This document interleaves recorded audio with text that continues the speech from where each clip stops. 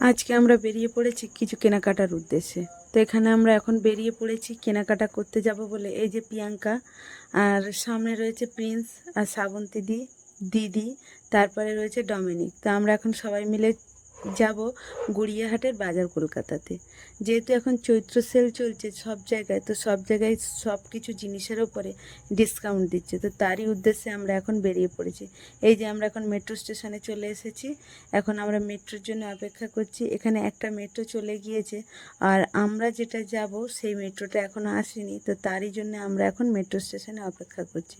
তো তার মধ্যে আমি ডমিনিককে বলছি যে তোর কেমন লাগছে, তোর কেমন লাগছে? তো ডমিনিক আমাকে বললো আমার খুবই ভালো লাগছে। তো তারপর আমরা এই যে গড়িয়াহাটের বাজার কলকাতাতে চলে এসেছি। এখানে প্রচণ্ড পরিমাণে ভিড়, সবাই এসেছে পয়লা বৈশাখের কেনাকাটা করতে। তো সবারই তো ইচ্ছা থাকে নূতন বছরে নূতন জামা কাপড় পরবো, সেই একটা ইচ্ছা আগ্রহ নিয়ে সবাই এসেছে।